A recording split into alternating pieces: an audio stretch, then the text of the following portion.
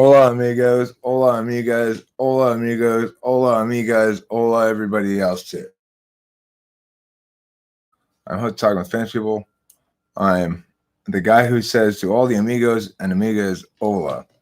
We're talking about 8th slot today. That is to say, 8th slot, you better nots. What does it mean to say you have an 8th slot, you better not? Well, there's a certain inherent boundary that people have regarding their 8th slot function. So, to explain this, or to exemplify it, I guess is a better way to put it. I'm going to start with SE. The thing about SE, you better nots, is people who have SE in the 8th slot don't like to be threatened, leveraged, or pressured into doing things. Yeah, I think nobody does, probably. But that is especially appalling to 8th slot SE. To be forced to act before one is ready is especially appalling.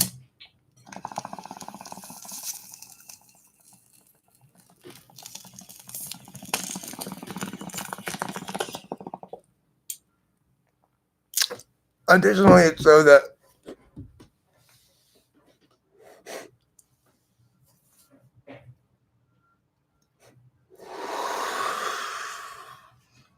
another way to put this, I guess, is to be subject to decision making that's predicated on some sort of ultimatum is something that's unacceptable to 8th slot SC.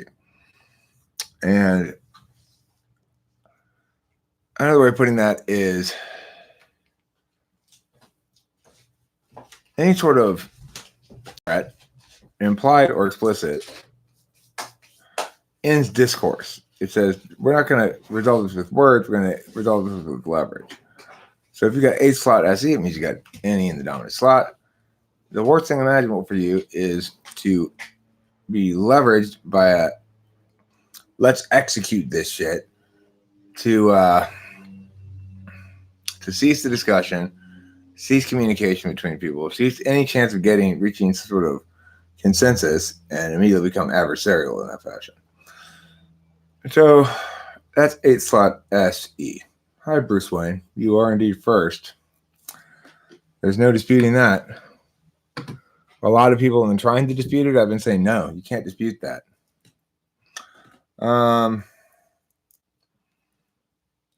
Okay, so what else do we have in the 8th slot? SI. What is SI in the 8th slot?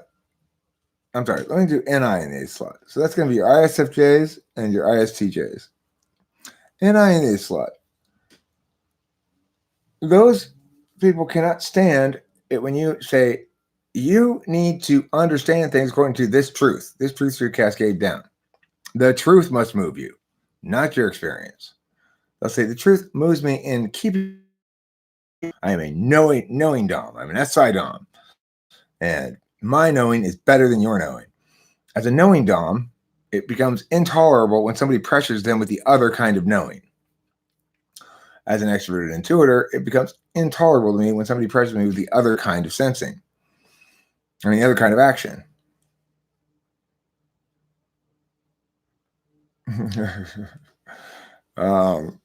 So it's like, and with SI 8th slot, it's an INFJ and INTJ won't like to be told, learn from your experience, or you can't understand this without experiencing it first. That's going to be very annoying to an INFJ or an INTJ. In terms of pressure, it would be like, I guess, you keep track of these things for me. Epictetus Titus says we have 2 ears and only one mouth so we can listen twice as much as we talk. Well, I don't know about that. I'm sure he does say that, but I'm saying, I don't know if it's necessarily a good idea to listen twice as much as you talk. Depends on circumstances. How about TI? TI in the 8th slot means FI in the dominant slot. So FI DOMs cannot tolerate somebody saying, no, that's not logical. They can't stand being pinned down. Like, okay, so What do you mean by when you say this? Do you mean meow or meow? Well, that's black and white thinking. They only use TI when it's in service of their FI because they're a deliberation, Dom. They hate it when somebody says the other kind of deliberation defeats that which you are dominant in. And they say, no, you don't understand. Well, for example, if I ask an FI Dom, you wanted to go with me to the park, but then when I said, come on, get in the car, you said, don't talk to me like that. And I said, but you said you wanted to go to the park. And you said, you never listen to me or something like that. Now, the point is, FI Doms don't like being told. So which of these two things do you choose? Are you saying that you did want to go, but now you don't? Or are you saying you never wanted to go? And FI Dom will hate that because it means they are being asked to defer their dominant deliberation function to the other deliberation function.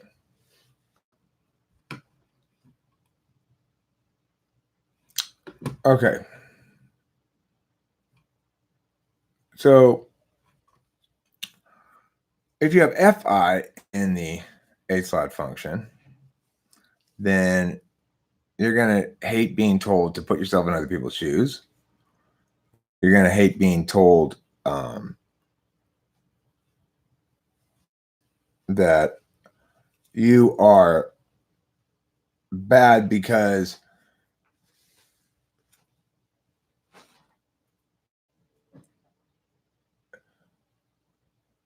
sure. If you have FI8, you're going to be told like you're not going to like it when people tell you don't prioritize your feelings or do prioritize your feelings or put yourself in somebody else's shoes, or anytime that they saying basically your TI DOM approach, that kind of deliberation is not adequate here. And we want you to prioritize this unconscious deliberation function instead of the one that you're the master of. And they go, oh, hell no. I understand deliberation functions. I understand both of them. I understand the one that I'm the master of, my 8th slot. Now, people don't really understand their 8th slot at all. It's quite blind, maybe one of the blindest of all the functions in terms of or most unconscious of all the functions. But we have an intuitive understanding that the 8th slot function serves our interest. We can do shit if we need to in that area. So, like, as in any DOM, I'm assuming all action that needs to be done can mostly be done with extroverted intuition. They can mostly be done with talking, but we may have to do occasional. But then they're saying, determine the readiness of your metaphysical action early. And you don't know shit about that. I'm the expert of that. So no. Okay.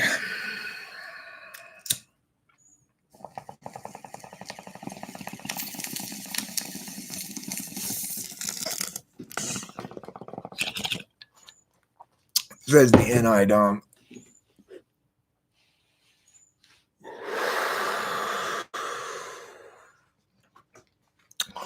I want to go, and you should know I have to get in the car. Why tell me to? That's the sort of thing an FI person might say for sure. Okay, so then let's see FE in the 8th slot. Well, you obviously don't like being told that you were rude or that you needed to schmooze better or that you need to go up and greet somebody or that you gotta go kiss ass. Or if you've got TE in the 8th slot, you don't like being told to figure it out for yourself. So the thing is, if you're a TE 8th slot person, you're an ESFJ or a ENFJ. And your TE is pretty good in those instances. It's not bad. And it serves your purposes. So whenever your FE needs TE, it will be served if you're an ESFJ.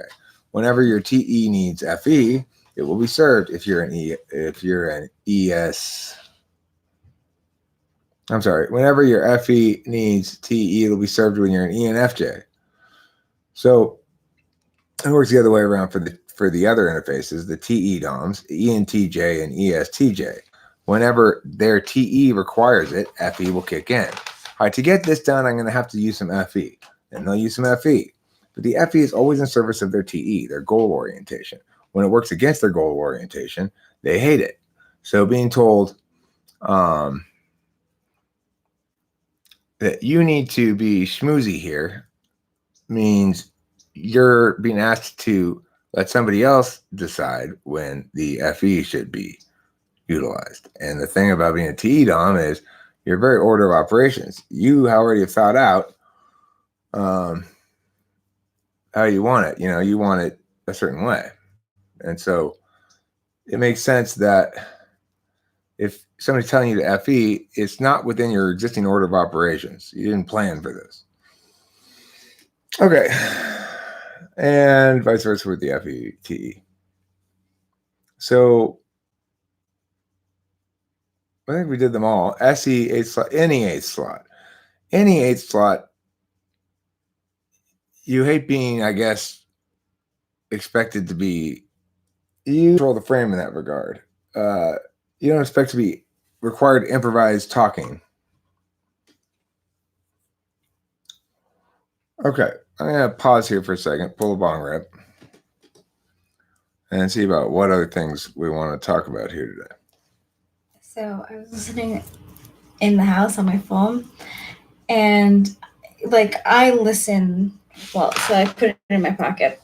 I was listening to the YouTube and walked past Lily, and she's like, "What is that?" And at the same time that you're taking like a bong rip, and it goes, "Whoa, whoa, go, go, go, go, go!" Like it's coming from my phone into my pocket. Like, she was so confused by the sounds of like the bong. Mm-hmm.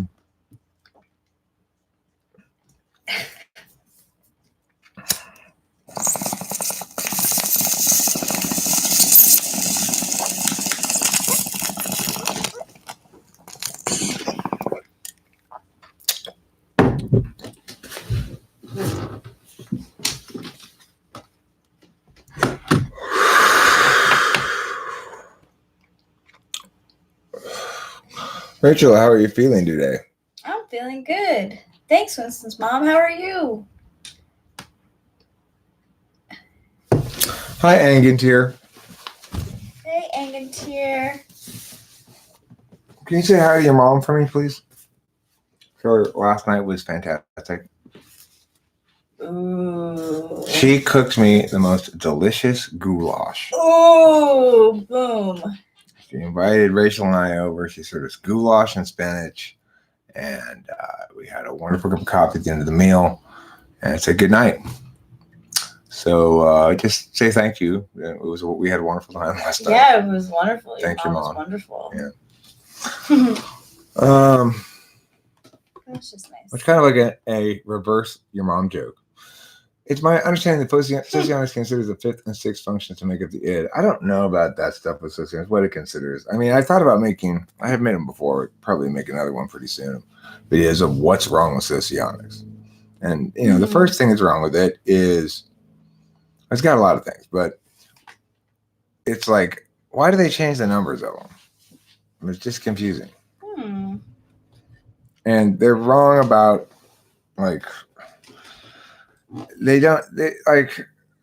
socionics thinks the sixth slot function is conscious. Well, look, it's one of those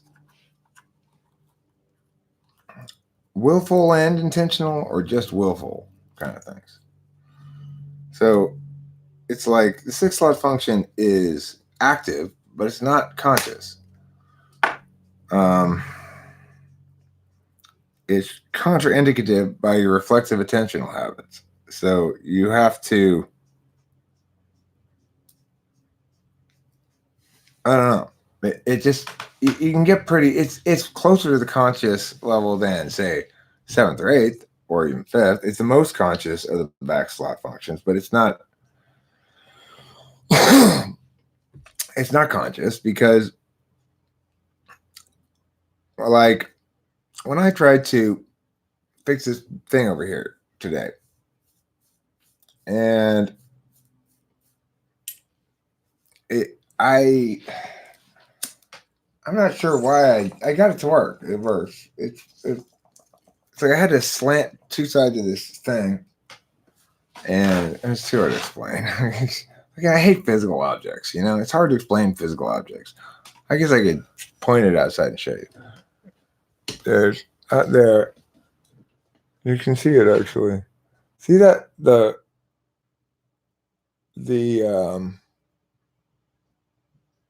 white stick, the thin white stick that's behind the white chair.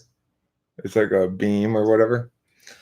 I put that little beam there because my dad started getting worried that someone's because the chair used to, without that beam there, the chair fits underneath the top beam. So in theory, you could slide off the back of it.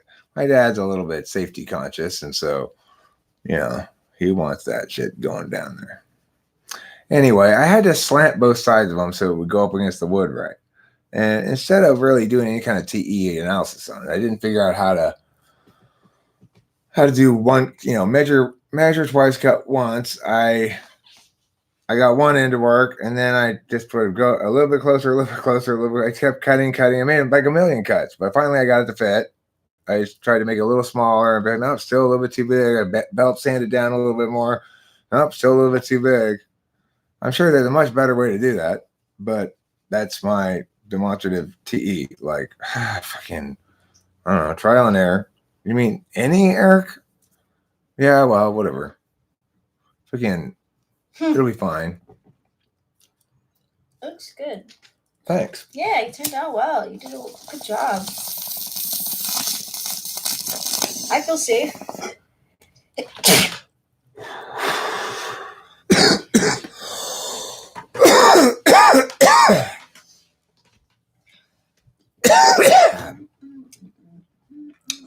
Like, I don't know about this whole id, ego, superego shit. I don't understand why that taxonomy is indicated by anything. It's like, I get cognitive functions. Ego. I don't see any indication of those things in me, really. I mean, is it true that I have more animal aspects and less animal aspects? Yeah. And I do want to talk, actually, I'll segue now that we're done talking about eighth slot. Let's talk about FI. FI-SI tetherings. So the most animal people are the people with the most FI-SI.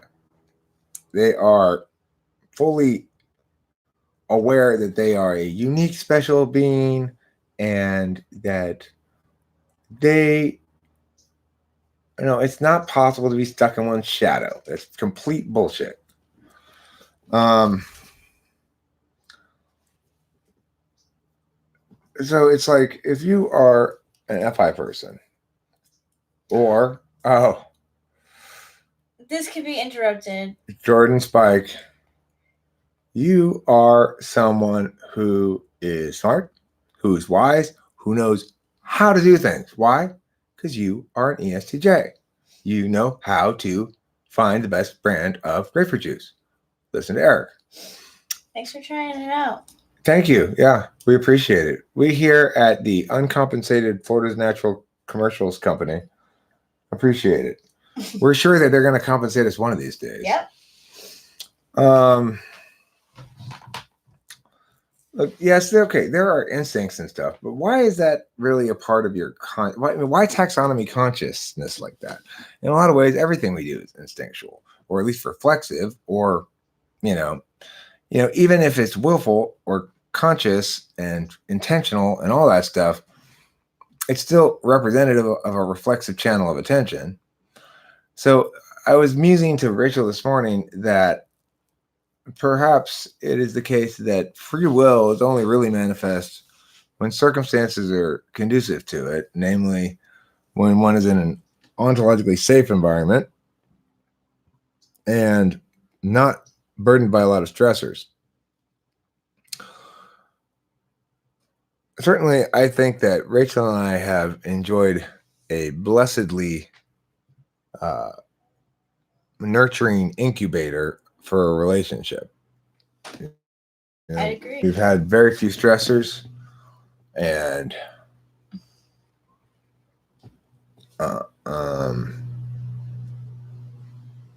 you know, basically been able to just sort of hang out and play.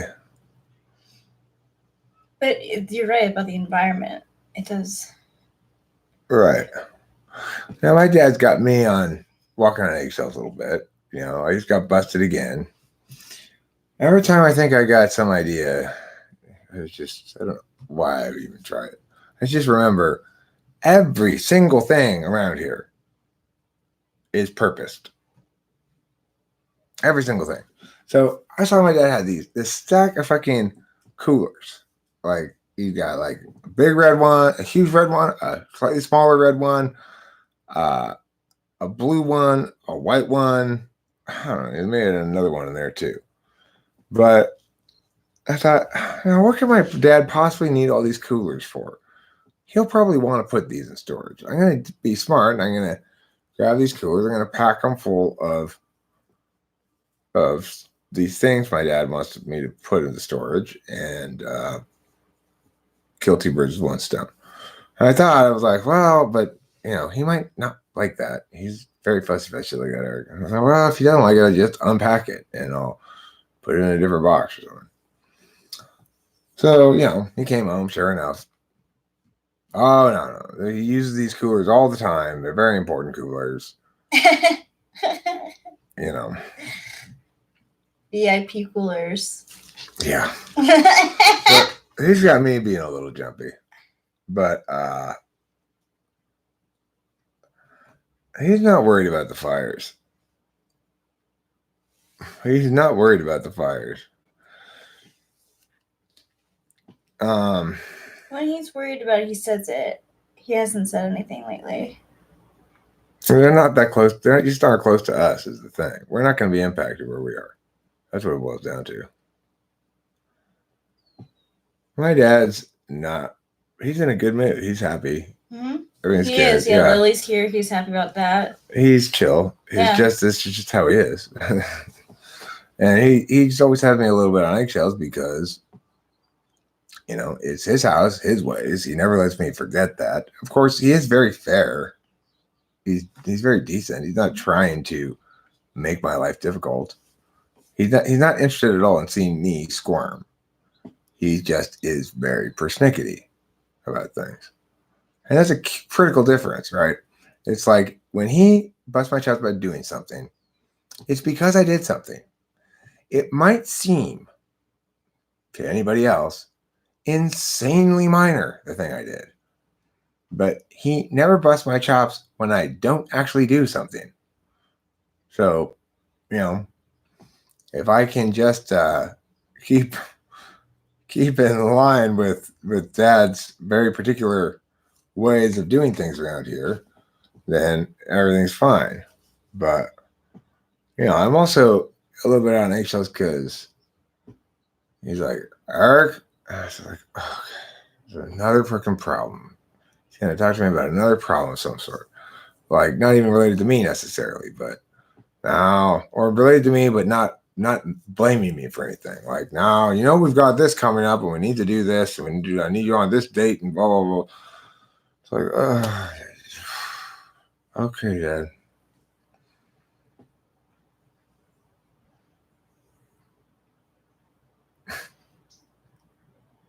SJ carefully lined up all those oil cans, and then the kids would turn each one the wrong way.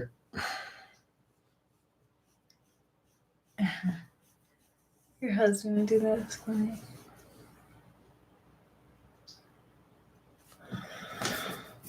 Look, I'm not buying this it is the subconscious thing. I would agree that first of all, we're presuming the distinction between id, ego, and superego is one worth making. It's not like an intentional manner. An intentional manner is worth making a distinction. You can give an example of a distinction between, say, deliberation and knowing. My eyes, I have makeup on. Looking good, Rachel. Thanks. Looking good. Beeps. Yeah, she put on makeup to cover up the black eyes. Thank you. She got a little mouthy last night. I was just like, cow, cow, one eye, other eye, cow, other eye, cow.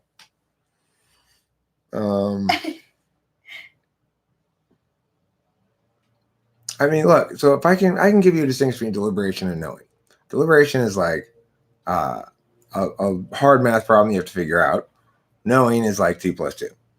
Now, can you give me a distinction between id and ego like that? No, it's not an intentional manner. You might be able to say these kinds of things go under id. I mean, you see what I'm saying?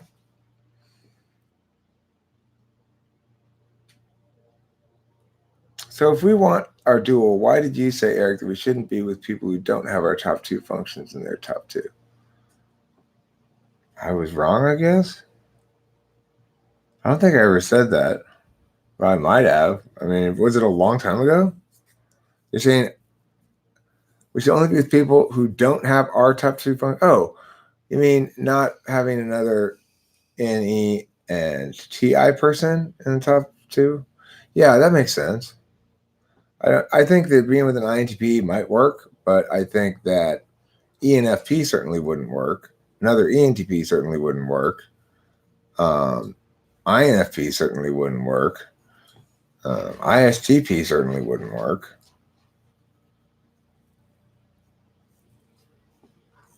Okay.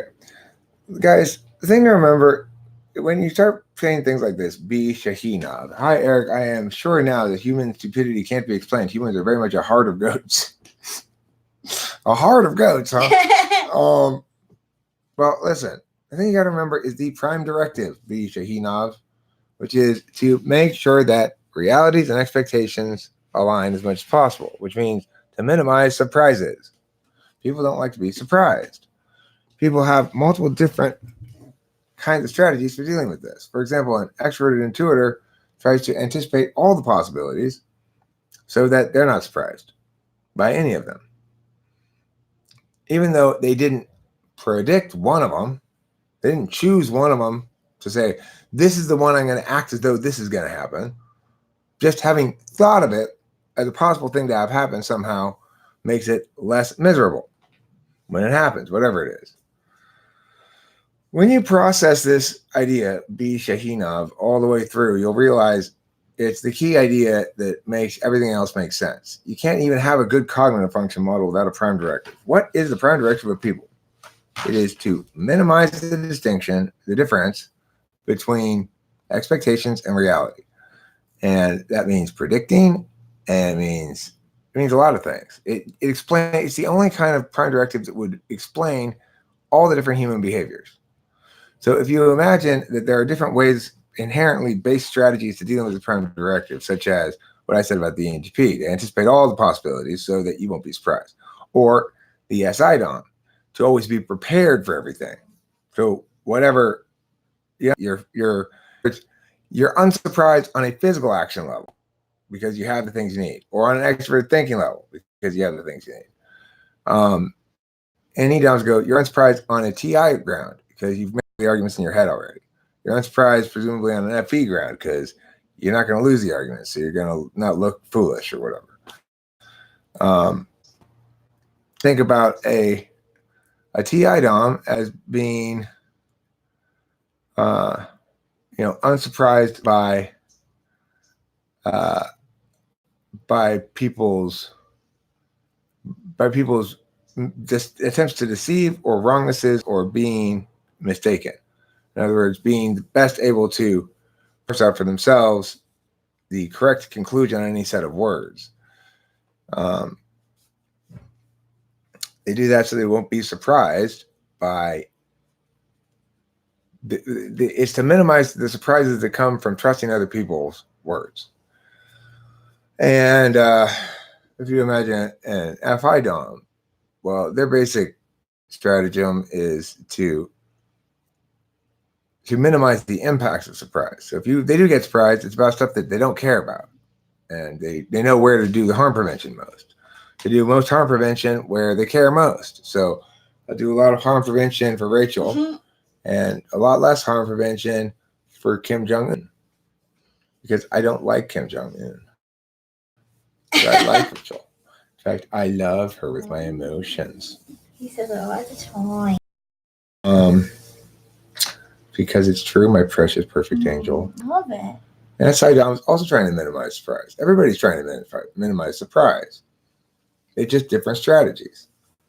So, like an ENTP is trying to minimize the probability of surprise. And SI-DOM is trying to minimize the impact of surprise. And SE-DOM is trying to own the act of surprising, so they're surprising others rather than being surprised. Thanks, Dad.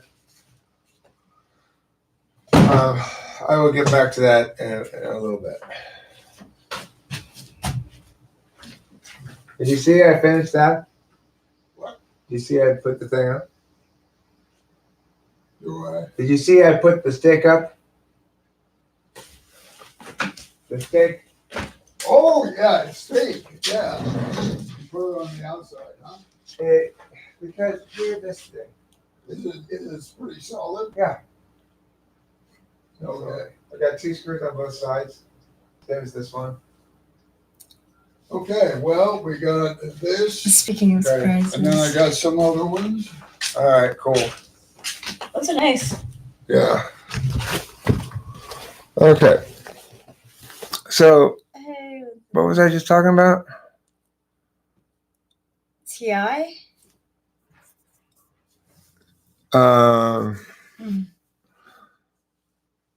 Surprises, right? Like, what does TE-DOM do to minimize surprises? Tries to reduce everything into order of operations. In other words, tries to eliminate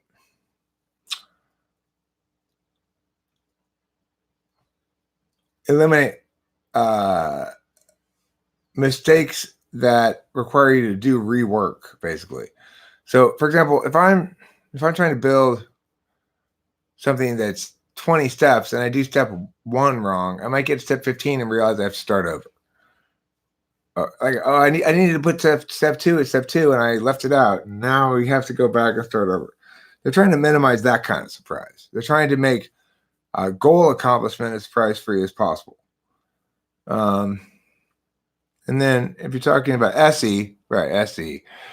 So SE attempts to seize surprise. In other words, they'll be a physical actor who surprises people and takes advantage of other people's surprise and tries to turn surprise, basically, so that if something does surprise them, they try to turn it to their advantage. And then NI, well, it tries to parse away all the chaos of reality. There's a lot of noise in any dynamic system. In any fluid dynamic system, there's shit tons of noise and all kinds of stuff happening. NI tries to parse all that the confusing mist away and understand which course of action is least likely to produce surprise. In other words, if an NI person goes, no, I think it's a bad idea to curse in that song right there. What they're really saying is that since you have good expectations for this song, and you think people are going to like it, if you curse in that spot, your expectations will be less likely to align with reality because people won't like that, and it'll be a mistake. In other words, the choice will be inconsistent with the outcome you expect it to produce and you would like to have happen. So you can see how you can understand almost every single thing in life through this expectations and surprises and realities metric.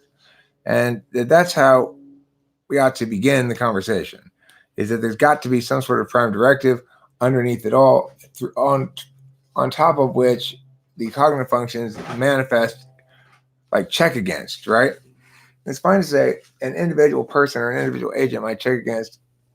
Can you talk? Sure. No, just sit there. I just want to tell you.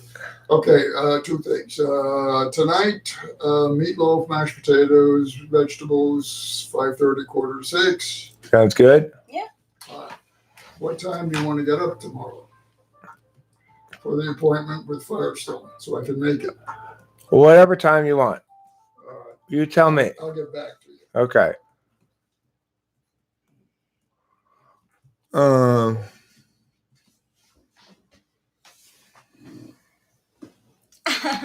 Exactly, Jean Grey.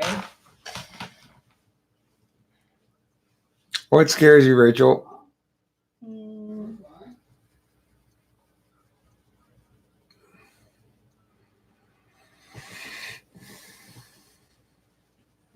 my deepest, darkest thoughts. Okay. Hang That on scares one me. second. All right. The blinds are in. Yay! What time's good for you? Oh, no. Hang on. I'm talking to my son. If he's out here, he's got this broken blind thing. Today or tomorrow? Tomorrow.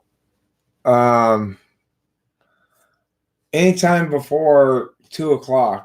Okay, anytime before 2.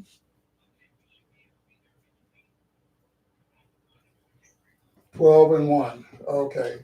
All right, got it. Thank you. We'll see you tomorrow, huh? Sure. Bye-bye.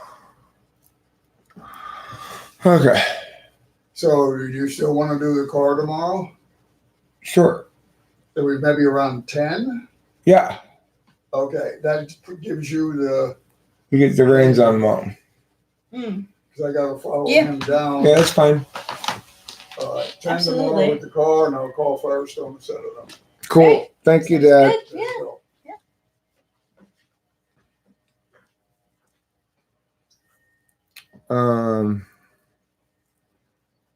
No, he wasn't. He was talking on the phone. He was talking on the phone. I was here 5 Write billion. it down, Eric. All right, fine. I will write it down. God. Who told you to write it down?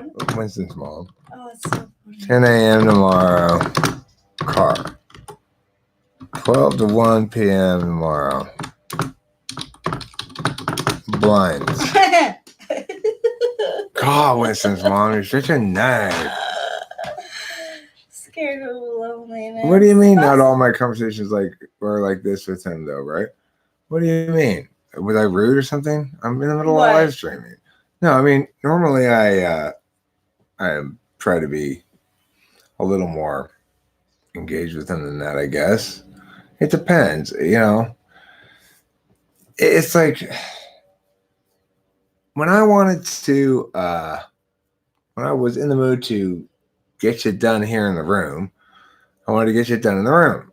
And then I started getting shit done here, packing it up into those coolers. Then he came back and he said, don't use the coolers. So I unpacked the one cooler. I got another box. I found a couple of cardboard boxes. I filled those.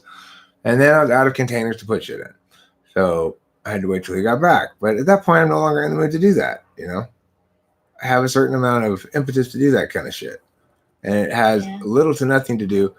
Countess is a Peter Denticis. How great is that?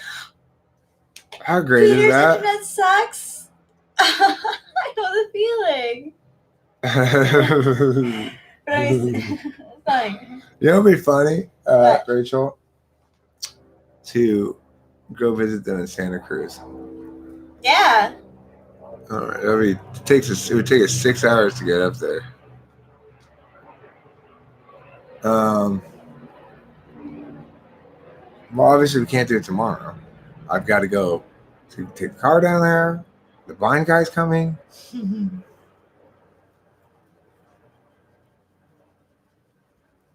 That's fun. It's really fun. Nice Winston's mom, keeping track of things.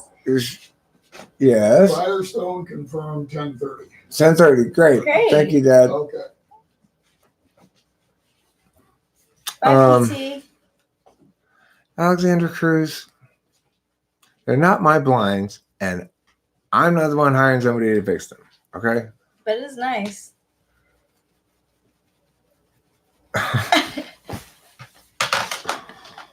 So anyway.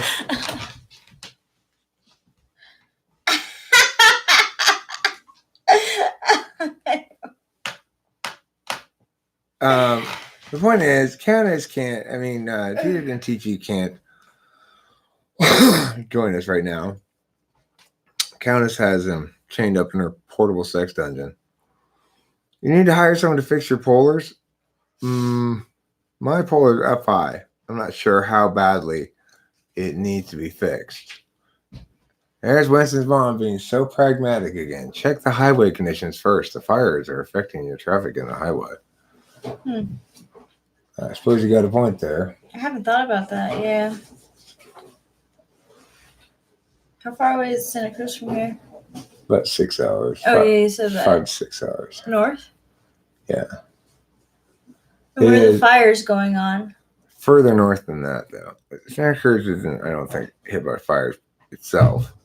No, I wouldn't be taking the 405. If I were going up there, I would go just straight up the 5, probably. Straight up the 5 to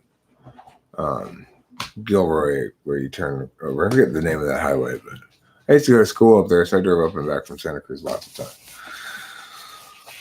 time.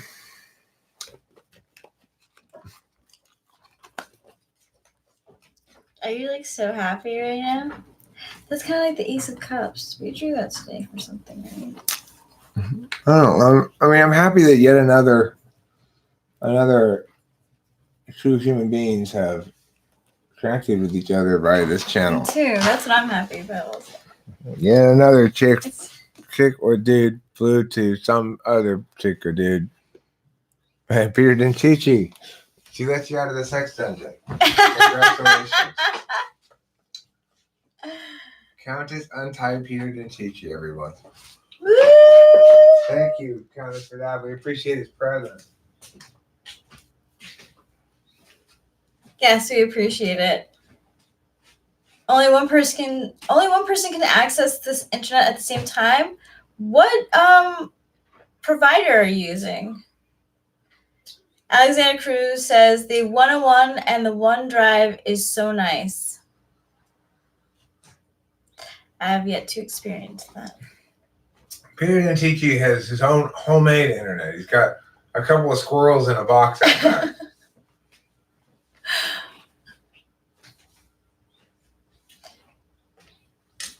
My cell phone booster. Oh, I got you. My cell phone booster can do all providers, but only one time. Got you.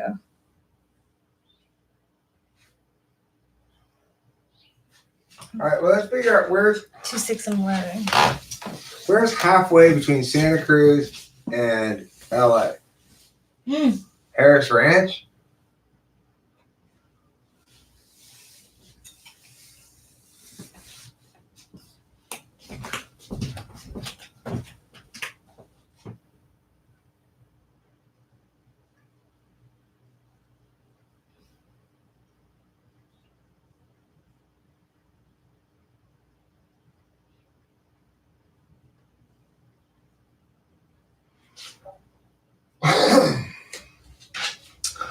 Quit leering at my girlfriend, Winston's mom.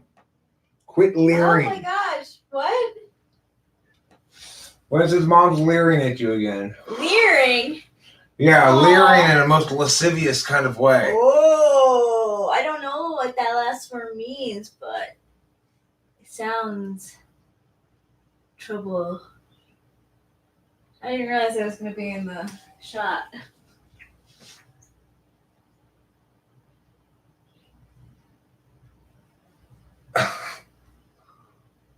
I'm so confused too, Hambone. I am so confused. I don't know what any of you guys are talking about.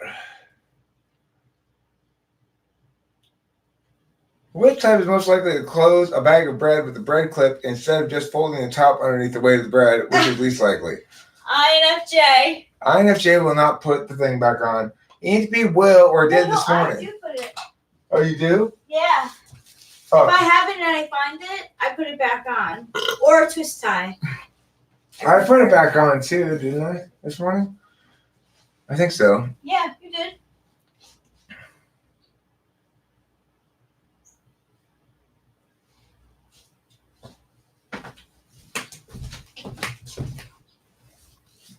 You people and your crazy ways, I tell you. You're a bunch of sex fiends. Yeah, what are they saying? I don't know, but Rachel, you know how you and I aren't having sex until we get married? These people are not following our lead in that regard, apparently. Why? That's the only reason why you have this channel. I know. I mean, if Rachel and I were to have sexual intercourse, why God would strike us down. Or perhaps lift us up. It's hard to say. True. It's like friend or foe. Right. It's too much of a chance. We don't know. God could reward us for having sex. He could punish us. We don't know, so we can't take that chance. I'm really glad that you bring this up, though, because I was inspired by the Jonas Brothers. They wore purity rings before, getting married and everything or whatever. Mm-hmm. So that might be a good idea for us. It's a nice reminder. Right. Well, it's worked for you so far. I mean, yeah. 34 and still a virgin is pretty good. Never married, no kids, still a virgin, 34. Pretty pure. Pretty damn pure. I wouldn't want to depurify that. So that's why we're not having sexual intercourse yet. Yeah. Instead of having sexual intercourse, we just look at each other's naked bodies. And our eyes. Yeah. And then we say, okay, put your clothes back on now. That's close enough. Keep at least a 6-foot distance between us. And I scream, the side of your breast is burning my eyes.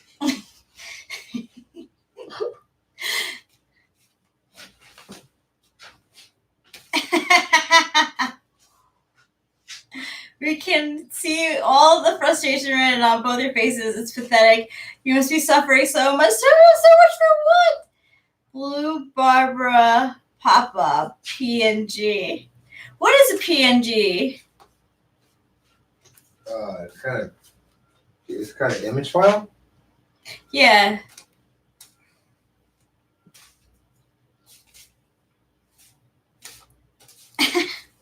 I call his dick eyes. It's a one-eyed monster. Yeah, we are suffering a lot. Mulberry curly. A lot. Yeah, of course we're suffering. The world is suffering.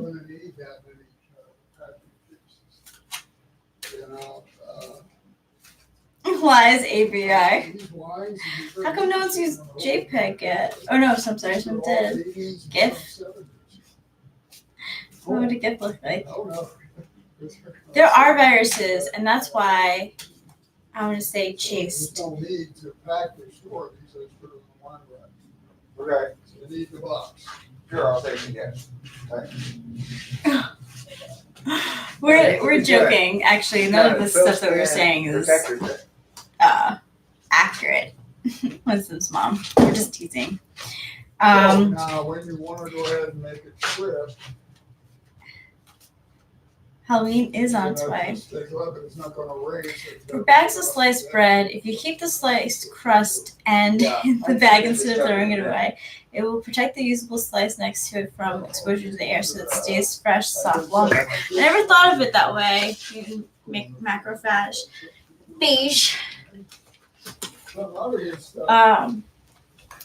that's always in our bag of bread too. The end of like it. the bottle thing, like this. Brother makes a good point. Just in case. I actually have TikTok, Alexandra. I'm not very active. I'm not active at all. I have one video on TikTok.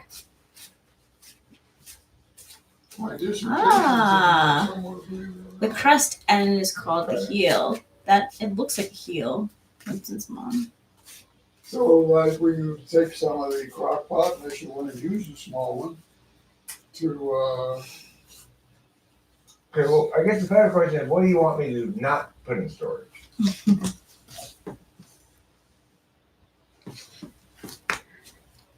well, this goes with the. So do I. Follow me. I have some videos of my puppies. I'll follow you.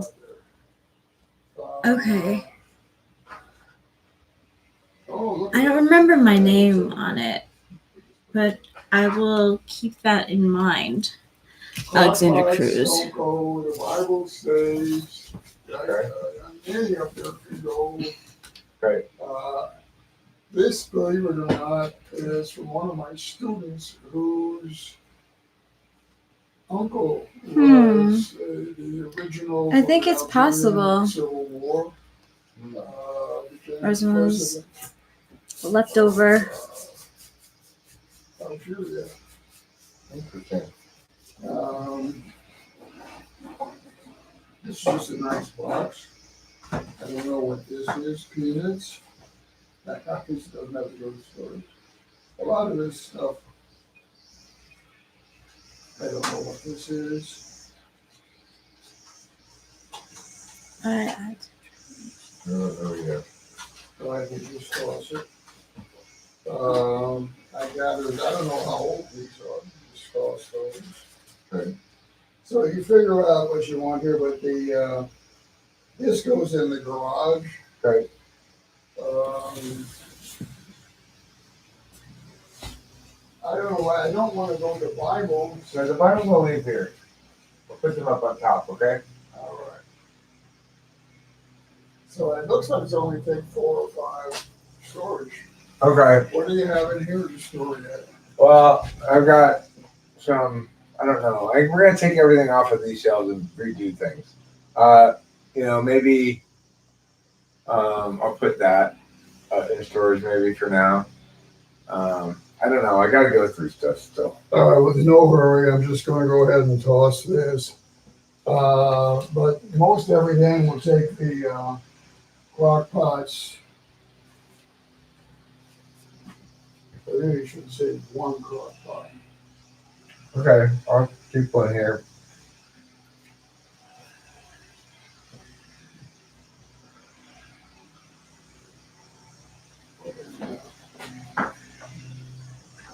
Let's say this one. Okay. And then this one can go to see. This just gets tossed. Okay. No one's going to use it. But we better wait till tomorrow when there's room in the trash can. Okay. And the pot obviously does not go to storage. Okay. You want that out here?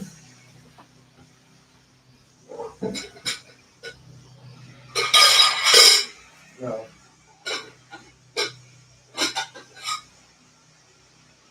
Oh, it's top brand. Oven. Okay. All right. Thanks, Ed.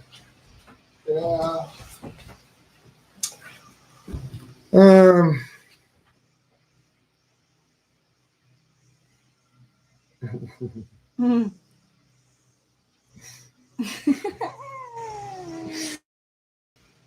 You can see me in action there.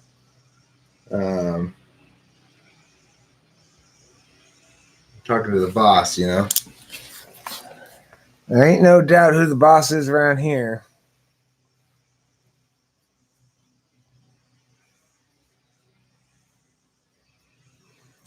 Well, I guess I'm going to end a live stream. Kind of took my flow away from me. Just like he did the last time I was flowing on the other work, Yeah, sure. I'll give you some quick advice. Is there heaven for an INFP? The simple test, give him the SI test. If he's an ENFJ, he won't be able to remember any specific details. Yeah. So anyway, you just ask him like, hey, can you relate a sequence of events that you happened to you since you woke up this morning?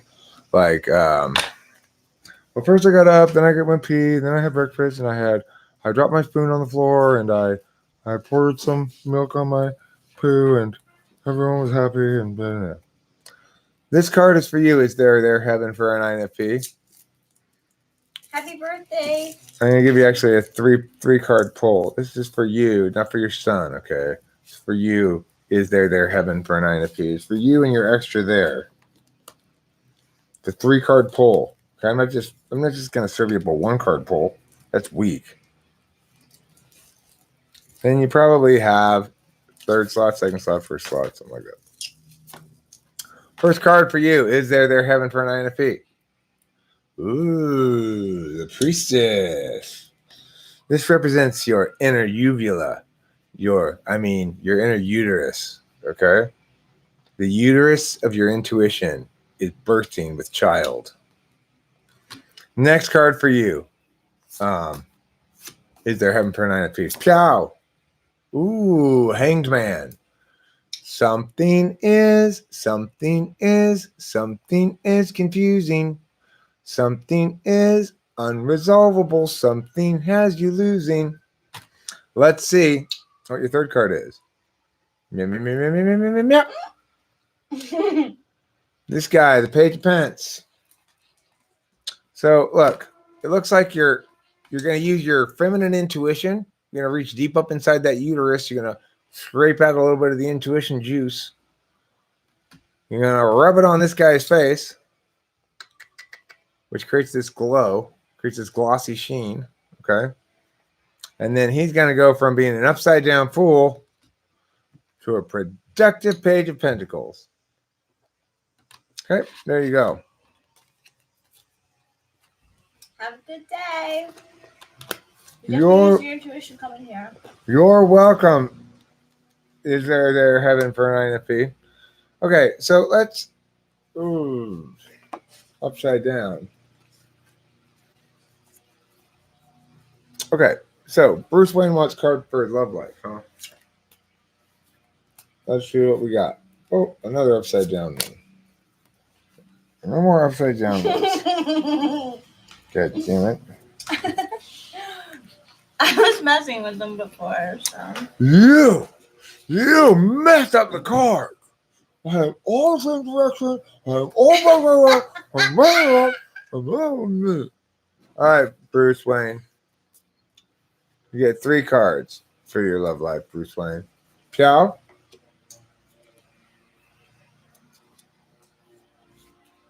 Pyow. And what do you think the last one's going to be? Pyow? No, Pew. There. Okay, first card. Bruce Wayne's love life. Okay.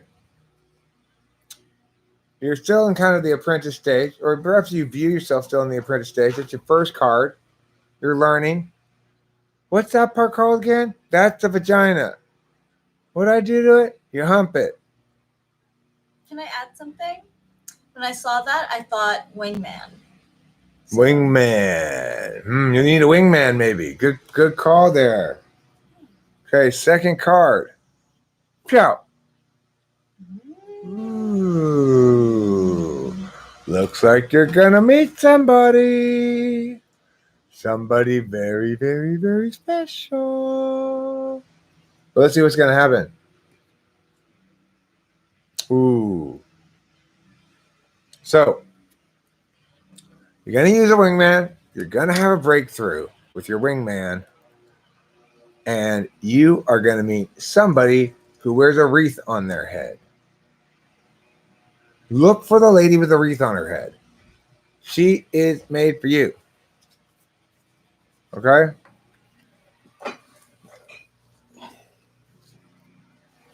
Hey, Dad, you want me to do a tarot pull for you? Huh? You want me to pull some tarot cards for you? Not right now. I'm getting more stuff to go to storage. Okay. Outlook is good.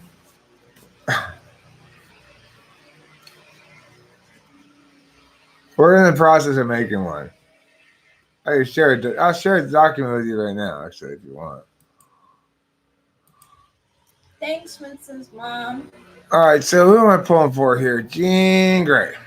Let's pull for Eileen. Yeah. Let's see what's going on. When you pull for my Eileen, get shareable link. Pow, pow, pow, pow. That's my shareable link. Pow, pow, pow, pow. Come on, shareable link. Pow, pow, pow, pow. There you go. Okay, so here you go. Paste. We're working on that right now. So this is for Eileen. First card. Death. Eileen, you get some cards, let me tell you. Okay, Eileen. Second card. Moon. Escapism. And third card. Patience, strength. Look. Sometimes life may feel like a rancid pile of death. But don't forget, you can always sleep and enjoy the escapism of drugs and alcohol. And with enough patience, fortitude, calm, and kindness, plus a little humility, which means probably a little faith, even though you like to be all rational, you too will pet the chin of a lion. Okay? Pet the chin of a lion. Why look at the cool girl's best shy friend? Can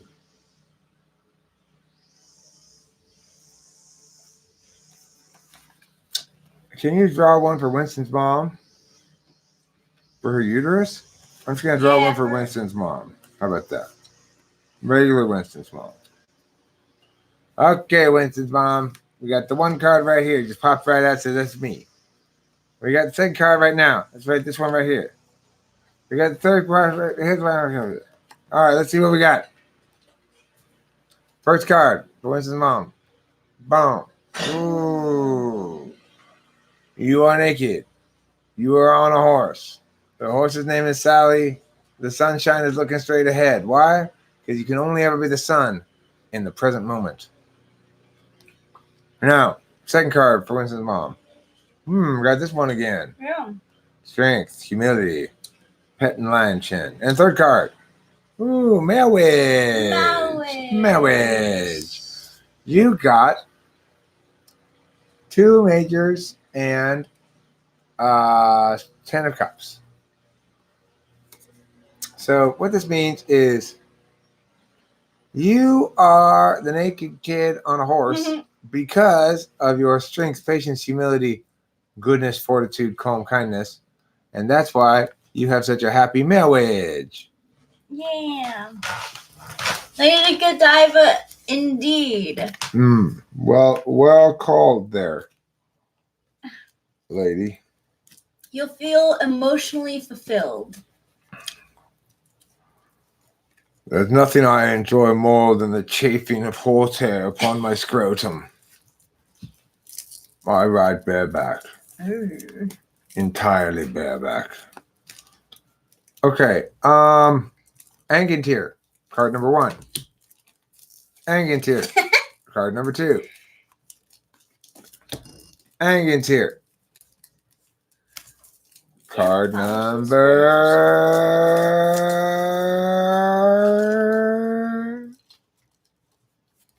3. Let's see what you got.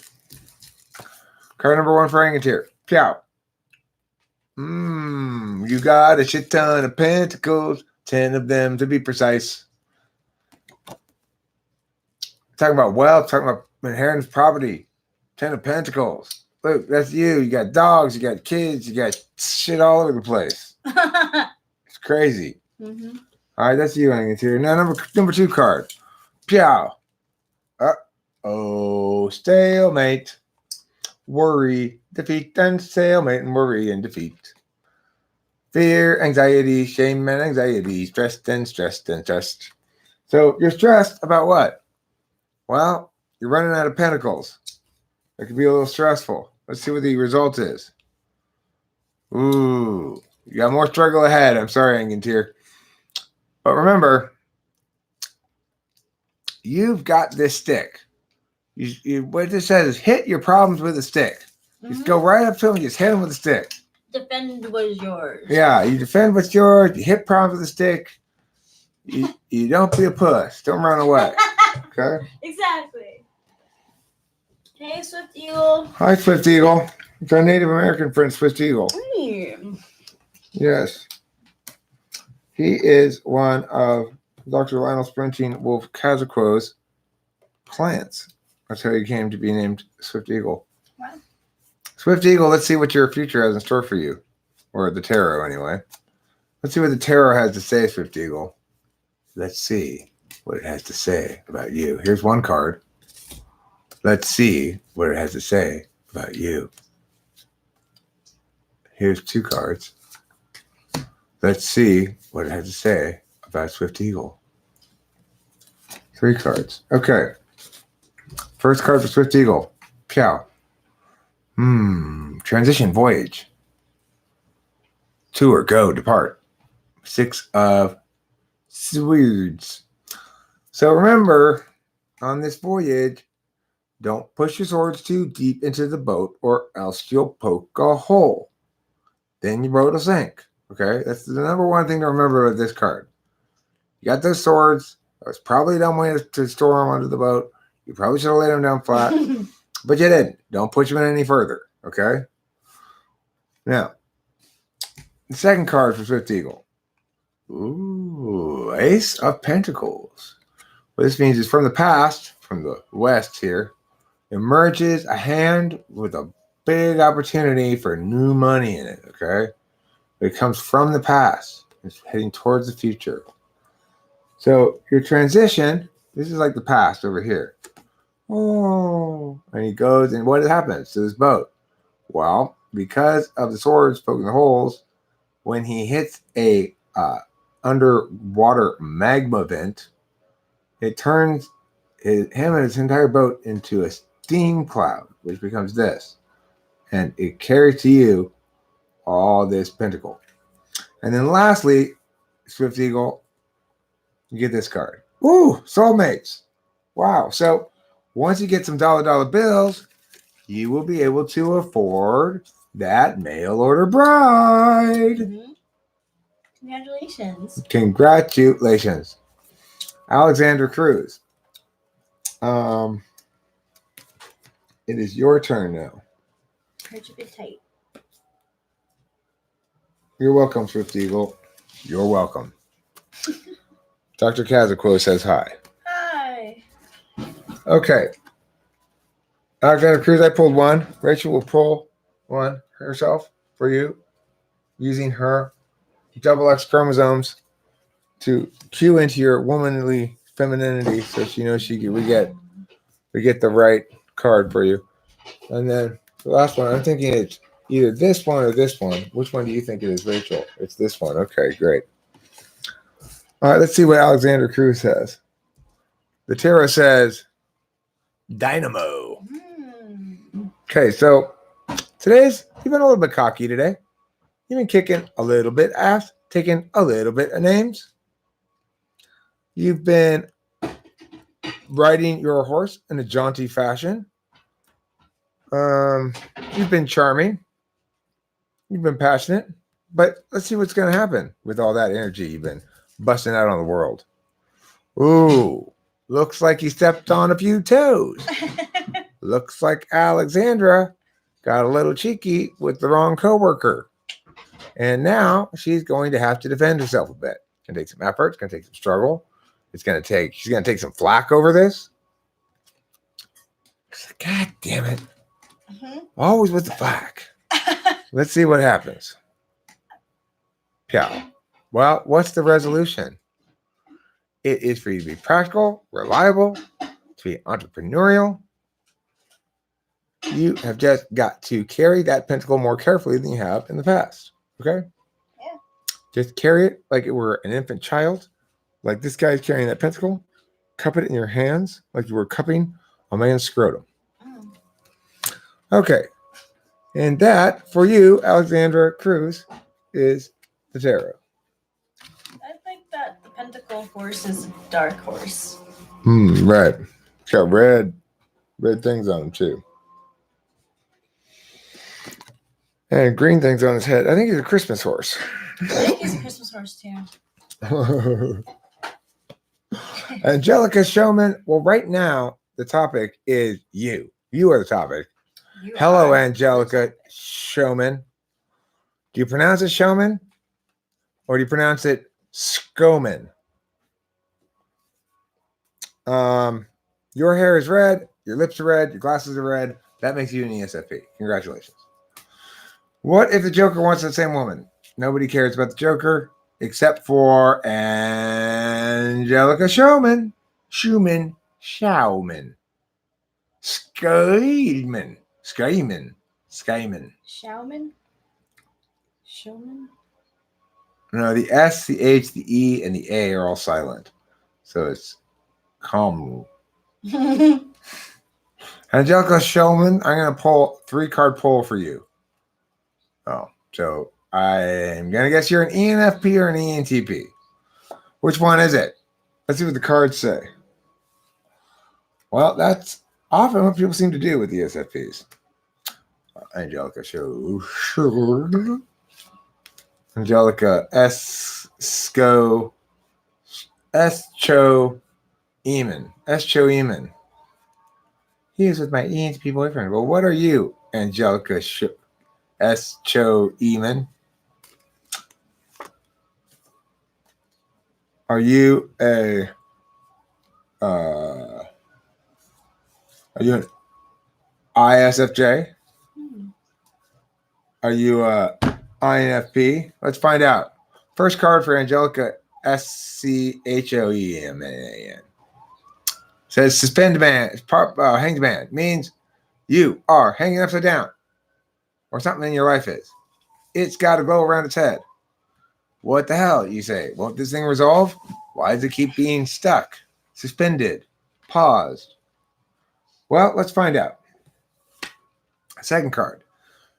You're going to need to try to dynamo, passionate, charming, cocky your way out of this shit. Okay, Angelica? You're going to need to bring your inner Knight of Rods. You're going to need to spur that horse into action, carry that rod, hit people with a stick. Just generally do what you got to do. You'll know this guy seems to have a bunch of yellow, like a yellow poncho or something on him, right? Yellow There's poncho. blizzards on it too. And you think, well, why does he have this poncho? Because he's got plate mail on. He doesn't need a poncho. That's not going to help at all. Well, the answer is this. Don't always rely on your strength. Sometimes rely on your beauty.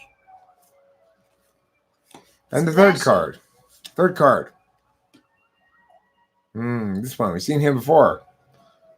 Knight of Pentacles. So you got 2 knights, rods and pentacles. Very practical stuff. Practical stuff.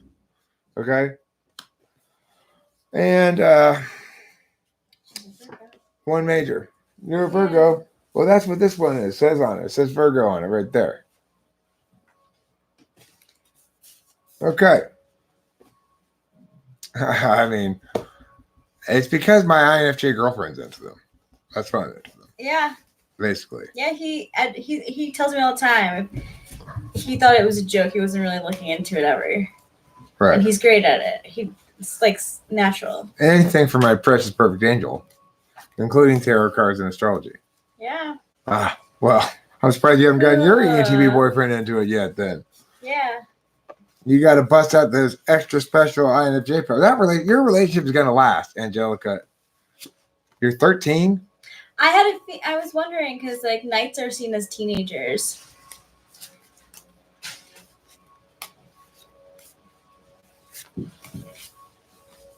He is Tom. Bye, Eileen. Bye. He's wearing a harness of plate, not plate mail. Okay, fine, horsemonger. God. What are you? Yeah. What is this? Oh, nice. That's nice. Organic sheet set. 325 thread count. You know what's crazy?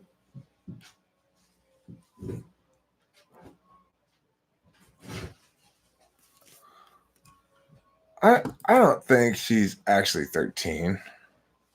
I think that's I3. Oh. That's not a 1 she even wrote there. What are these? I think they flat sheets. More sheets? Yeah. Cool. Well, we'll have some new sheets now. Yeah. That's for see, she's not 13. She put I3. I3. I 3. I don't know what the I stands for. Yeah, me either. But it was a Oh, typo. 28. It's 28, yeah. Different.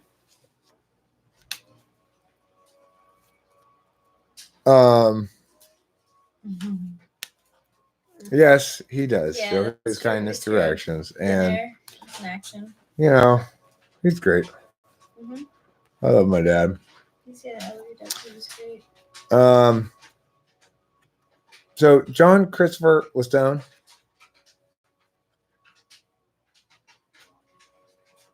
Here you go. First card for John Christopher Lestone. Party time. Party time. Excellent. Celebrate play. Remember, the Three of Cups is the alternate ending to the Three of Swords. You get these three people together. Maybe they have a good time. Maybe they just drink from their cups. But maybe they have a threesome. And then they end up getting the Three of Swords. Because these two chicks are already in a relationship. This chick, she says she just wants something casual, but then she ends up kind of like taking this chick away from this chick. It does say friends, and that does happen quite often when drinking. Mm-hmm. So. Yes, my girlfriend So you look for, yeah. is an INFJ, Angelica Showman. And she's 7 years older, 6 years older than you. So basically the same generation. Yeah. Okay. And next card for John Christopher Lestone. Piao. Oh, it's this guy again. Yeah, I know. It's a fiery day. Fiery teenage cocky kind of day. Yeah, everyone's feeling dynamic. Mm-hmm. They're feeling their passions. Let's show off. They're riding their horses. Ghost Rider's here. And John Christopher Lestone's third card. Sociable chatty. You are being very sociable and chatty today. You want to get to the point. Since when is this is a good question. Okay, so let me talk about this for those of you guys who are not familiar. When I first started, when I typed Rachel, I typed her as ENFJ. Yes. Now that was based on an hour-long conversation and typing as best I could. I would say I did a poor job of doing a thorough job of testing her SI. I saw that it was weak. I jumped the gun and thought it was polar. Since she's been living here with me for the last month plus, kept stubbing my toe against things. She just had her SI was too good for ENFJ, and she didn't seem to have so much third slot SE as fourth slot SE. And so, the point is, I've concluded she's an INFJ. If people want to dispute that, that's fine, obviously. But it wasn't because I wanted her to be an INFJ. I thought she was an ENFJ, and I was wrong. Legit. I just was wrong. And it makes a lot more sense why we get along so well that she's an INFJ. And I always felt the relationship was mutually beneficial instead of me just giving to you. And I think that's a big difference. I know that's old socionics thinking, but well I agree. It didn't feel like a benefactor relationship to me either. No. Like, yes, I was benefiting her, but I mean, Jeremiah Fix.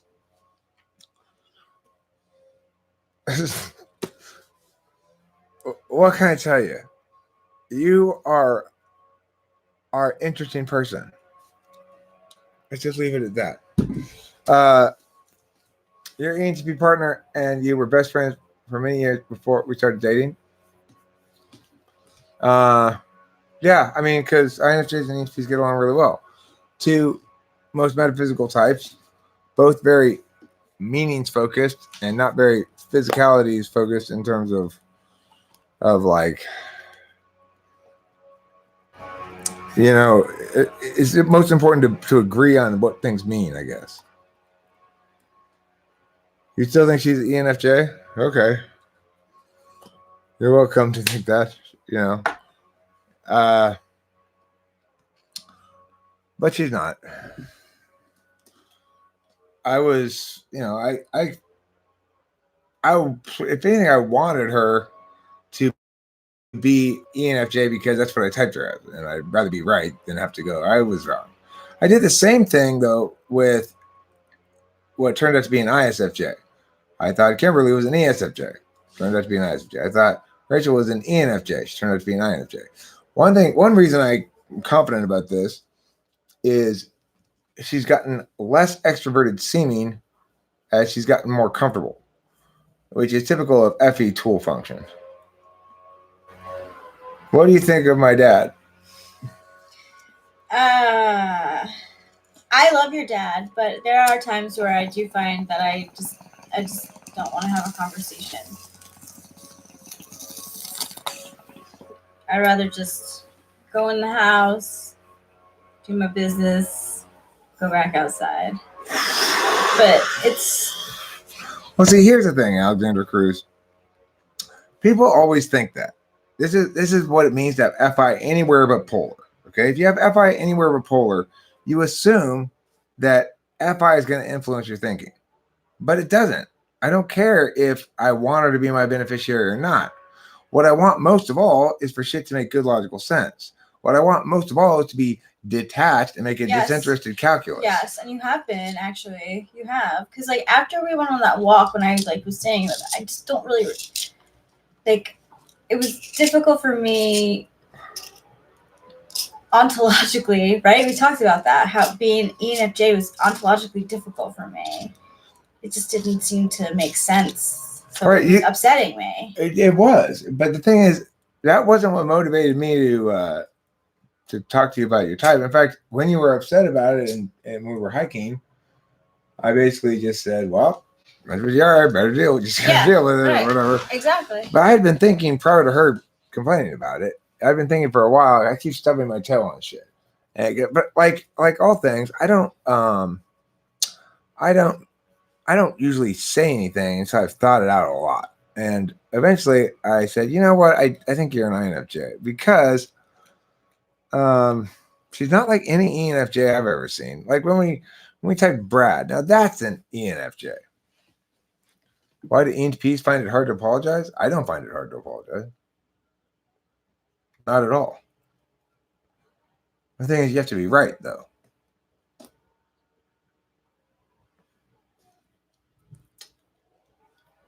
Do you think I find it hard to apologize? No, but did you do when you were younger? No. Okay. So, no one and I would agree with you on that because my best friend who was an ENTP, when we would get into fights, and they would be nasty fights too, where she legit was wrong, we would cool down, we'd have a cool down period, and then she would come back and realize what happened. She would apologize. And that I respected her. We stayed friends for a long time because of that. It was really respectable. Well, I mean,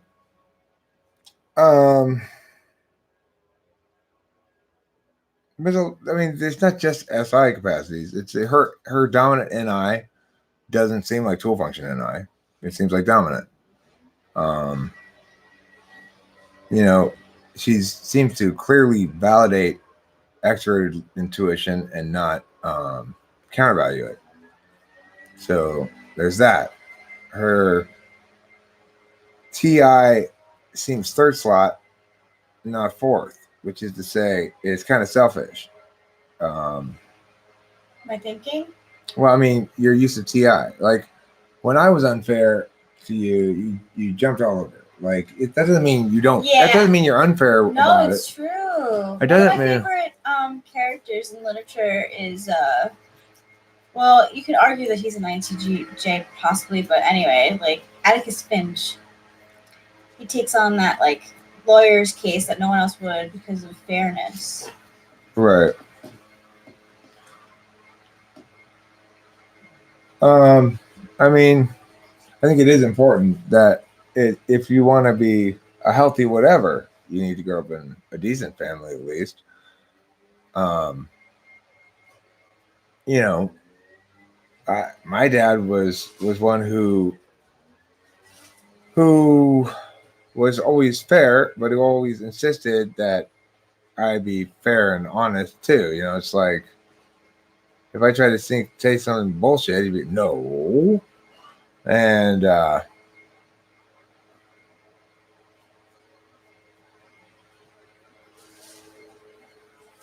well, Angelica Showman, that's, I mean, there might be some instances where he's actually right still, but I might try to still kind of go, at least try to throw a spin or two before going, okay, my bad. You do. Yeah, I'll You still do. It's okay. try to see if a It's spin not how flies you first. are. It's your nature. I gotta like throw it out and see how it flies. It's true. And when I realize, oh, that's not flying, then I go, okay, you're right. My bad. It's true. I have to There's a back hear. down. I hear the argument, and I'm just like, this is a stupid argument. I do the same thing, actually.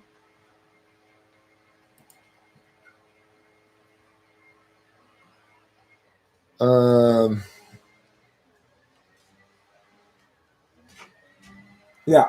Pretty much everything goes except the obvious, like the paper plates and stuff. So there's also some repacking that I want to do from some of the stuff in the garage.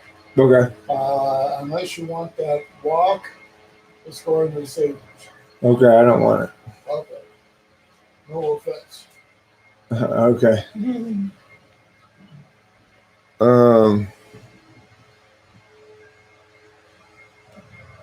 Is it worth correcting those you don't care for? I mean, it depends on the context. It depends on how in which way they're wrong. Absolutely, it's worth correcting those you don't care for if they're just wrong. If they're trolling, no, it's not worth it. True. Like, I agree with that because I think for me, sometimes it's in social situations. Like if someone says something and it's like off base in a crowd, I'm not gonna, unless it's like totally ridiculous, I'm not gonna say anything about that. I get quite mean with my words though, and it gets ragey.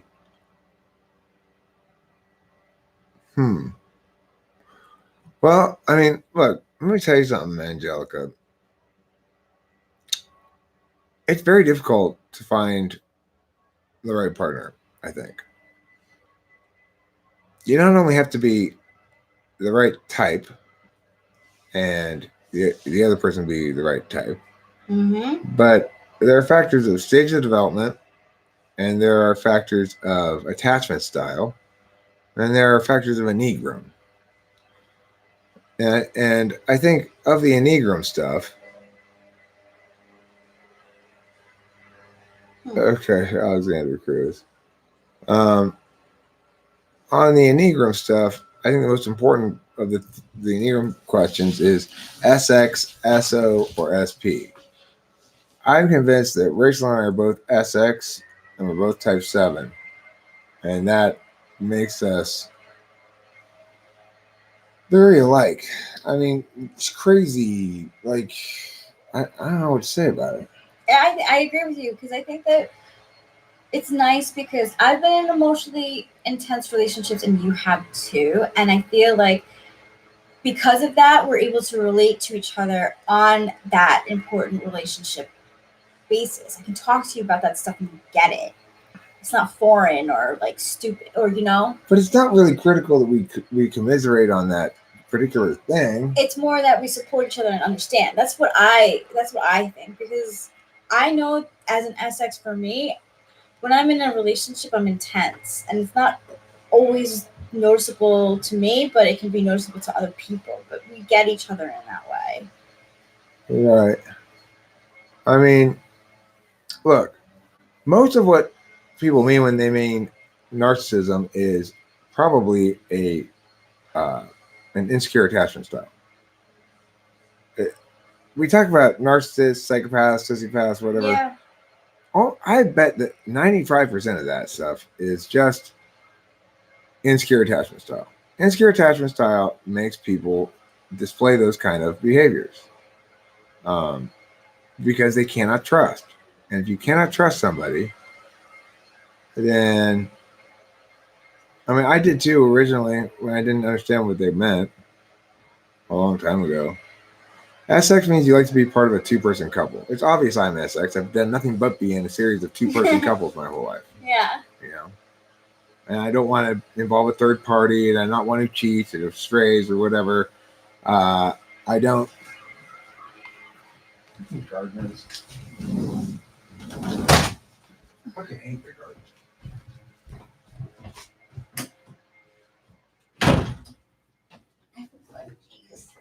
Okay.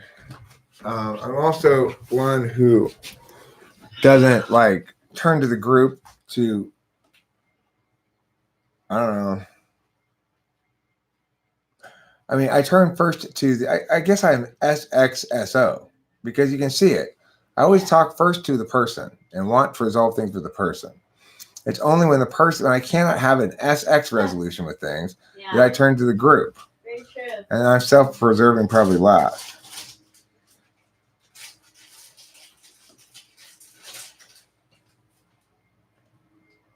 Right, but you see, SXSOSP doesn't have to do with your socializing. It has to do with how you want your relationship, your basic relationship in life. Do you want to be part of a couple? Do you want to be part of a large family or a clan or something like that? Or do you want to be self-preserving? Do you want to operate as a solo operator, not get tied down? Well, I mean, I like to be part of a couple. That's all it really is.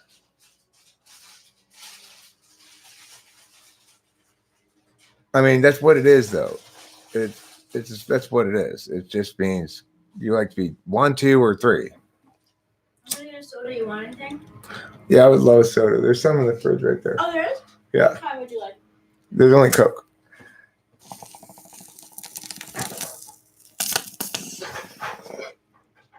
So the thing is, if you're SXSX, that helps. If you're going to be in a long-term relationship, because it means you're both want to be in a long-term two-person relationship. But I was with an SO before, an ESFJ, so it's certainly possible to be with an SO. They're not necessarily going to cheat or anything.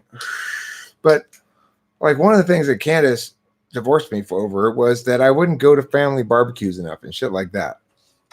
I didn't participate enough in making our couple a social thing. And that bothered her a lot.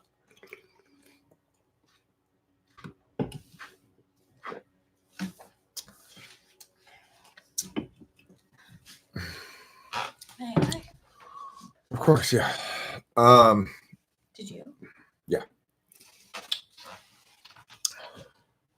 So the thing is, if you have two people who have a secure attachment style, and it is my firm belief that Rachel has a secure attachment style, and yeah, that's an Enneagram. But the SX is called the instinctual variance, SX, SO, and SP, which stands for sexual, social, and self-preserving. Sexual is couple, self-preserving is yeah. But I think it's an important factor. I really do. I think if you're looking at what are the most important factors in compatibility, you're looking at types, you're looking at Enneagram number, which Rachel and I both have 7, which I think is great, provided we have an environment that doesn't require either of us to do a lot of work. You know, we're both able to play a lot, and this is a very conducive environment for us to have a like flourishing relationship. Winston's mom, mine is too. My 6th house is Pisces with my Mars is in Pisces.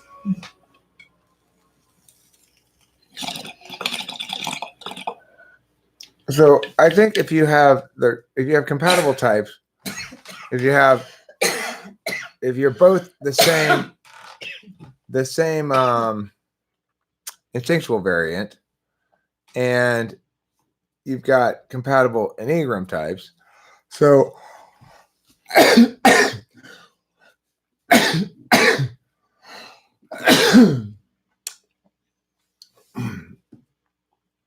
then you're going to be pretty compatible. But there's also things like, you know, if you don't have the right attachment style, if one of you is secure attachment style and the other one does not, you're fucked. Basically, if there's an insecure attachment style in the mix at all, you're fucked. It's like people with an insecure attachment style, if they're still afflicted by it, it means they cannot trust, and you cannot have a healthy relationship without trust. So I think it's also important to see where your 8s are. Now, Rachel self-identifies as 784, just like me. I'm not sure. I'm not sure about her tri-type, but I will say that I've seen the 8 come out. She definitely has 8 in there. But it's a very different ballgame than, say, 684, whom I dated before. Another 784 is, and she's definitely a 4 too. She's not a 2 or a 3. She's Okay. not. She's not helpful. She's not. I'm not helpful. I'm not looking to help people anyway. And I like to help, but she's not. She's not like watch me be high achiever either.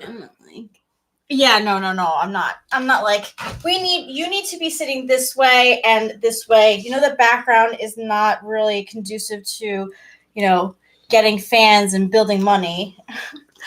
Be creative as you can. Practice. And I'm definitely not a 1. What's SA? What's SA, Angelica Showman?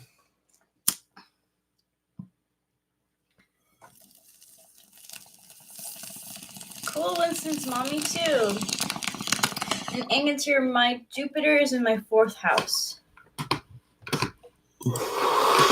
Hey Rachel, can you find that biorhythms page that we have? Yeah, it's called Casio, like the watch on the computer.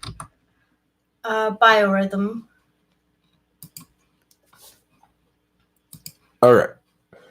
So let me share the link for this thing.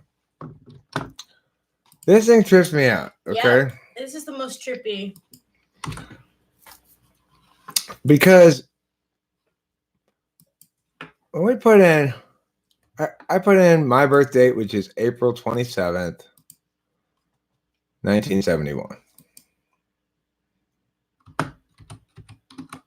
And then I put in Rachel's birth date, which is January 16th, 1985. And I push execute. And it shows us these numbers here. Yeah. Okay. Our numbers are 99. I can show you it like this. Where is it?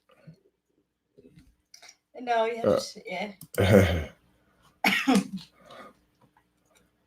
I won't be able to see it. Can you see it? I can't tell if you can see it or not. Yeah, okay.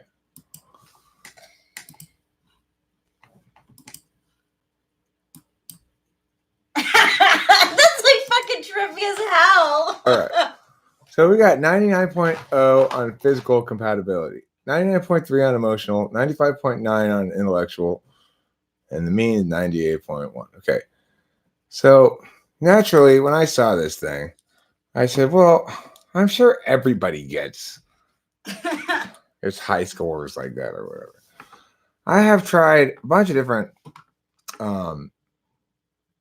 other people in my life that have dates that to see if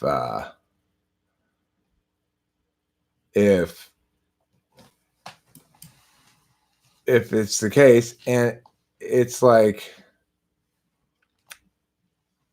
I can't seem to find anybody else, any other 2 dates that are anywhere close to as high as that. Yeah, no, me too, as well. So I would suggest you guys, if you would put in you and your significant other in that biorhythm and put your scores here, I would be interested in seeing them. I mean, look, I don't have any opinion about any of these various things in particular. I'm not going to pontificate about anything that's particularly that would say as an argument, except about cognitive functions. That's about it.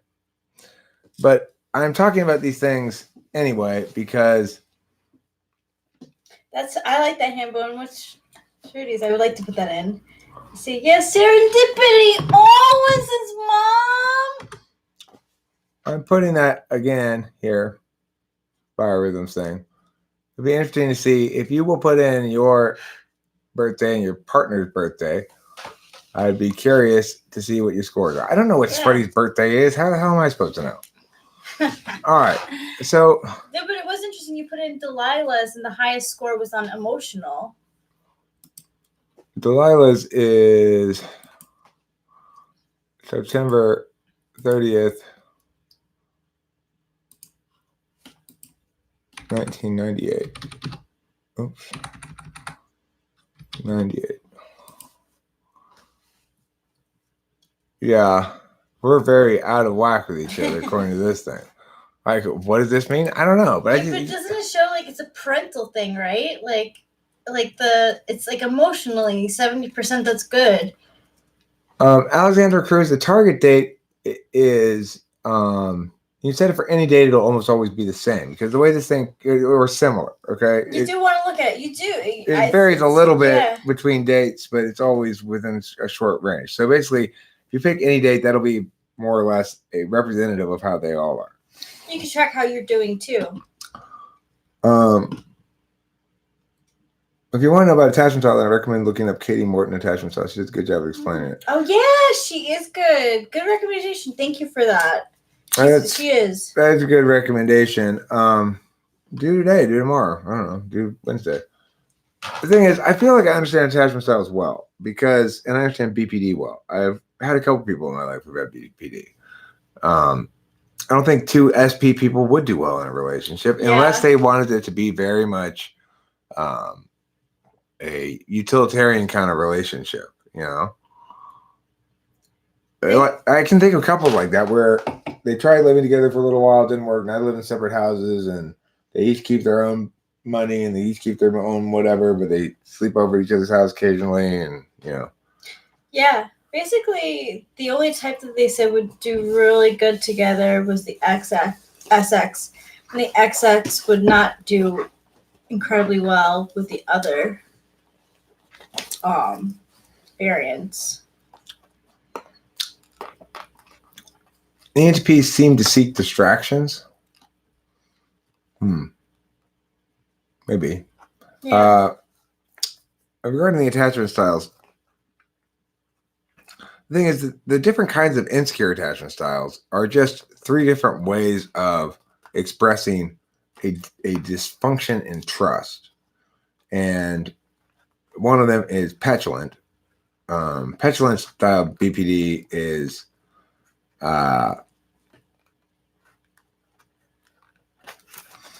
it's like they'll act out to try to get stuff, even when they don't need to act out to try to get stuff. And when they get it, they're not satisfied. They're never satisfied. And they're always being petulant, you know?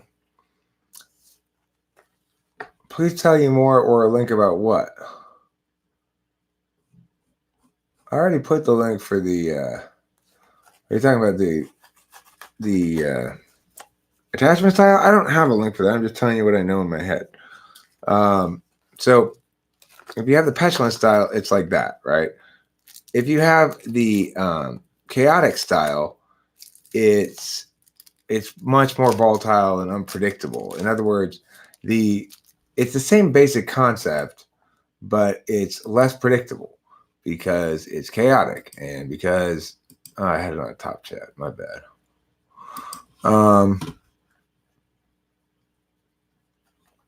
And it's presumably the worst kind of attachment style. Some of these apparently link to certain specific kinds of abuse in childhood, but regardless, and avoidant is the other one. The other one is avoidant, Angelica Showman. The avoidant kind will be it's very hard pressed to get them to actually open connect with you emotionally, any kind of bond with them at all, or to find any kind of resonance. The chaotic kind is completely like unpredictable and very volatile, prone to acting out, the most likely to engage in the self-destructive kinds of behaviors, which is to say, you know, binge consumption of drugs, alcohol, or sex or whatever. the chaotic kind of the kind that where BPD actually does correlate highest with infidelity. So people with chaotic BPD have a very difficult time staying faithful in a relationship. I mean, are you sure you don't have a secure attachment style? I don't know. What is secure attachment style? We both seem to have a secure attachment style. Right, but they might not know. Okay, so a secure attachment style basically says that you assume the other person, if you act in good faith, will act in good faith as well. That they're not going to abandon you. They're not going to betray you. So people who have insecure attachment styles have trust issues because they didn't have a caregiver who loved them properly, whom they could trust to have their interests in mind. Often they got things like double bound, where a parent would give them a instruction and, scold them for not being like Mia. And then when they were like Mia, but they'd make it impossible for them to actually be like Mia. And then they double bind them. If they did be like Mia, then they'd be guilty of something else. So they had to be like Mia, but if they were, then they'd be in trouble for being like Mia. And so a double binding creates a situation where people can't trust. Well, you have to, first of all, admit you have BPD. This is a big problem for most people with BPD. Most people with BPD don't admit they have an attachment style problem because most times they're going to have some sort of difficulty in their relationship and they'll say, it's not me. They're like, somebody with BPD has a lot of difficulty being accountable. It's almost impossible for them to take responsibility as an adult for things because they never were trained early on of what that feels like when you take responsibility for something and you are rewarded by being forgiven and loved rather than, hi, Jeffrey. Jeff, hey. How's my first place LD winner doing? Jeffrey here got first place at the debate tournament over the weekend. Congratulations. He's an 8th grader, so keep the body talk down, please. Anyway, BPD people, they can't be accountable for things because that requires them to trust the other person to, like, if I'm going to say, you're right, it was my fault, I'm sorry. Then the other person should say, well, thank you for that. I appreciate that. And, I wasn't perfect here either. And right? Well, in my last relationship with somebody who had BPD and was the petulant variety of BPD, she'd say, you should have, and when she was right, I'd always say, you're right, my bad, I'm sorry. And instead of saying what a healthy person would say, which is, oh, well, I appreciate you saying that. What she would say was, well, you should be sorry, you better be sorry, and just pile on some more, And I was like, oh, that's not an acceptable response to a legitimate apology and legitimate vulnerability of taking the risk and trusting that you're going to respond properly,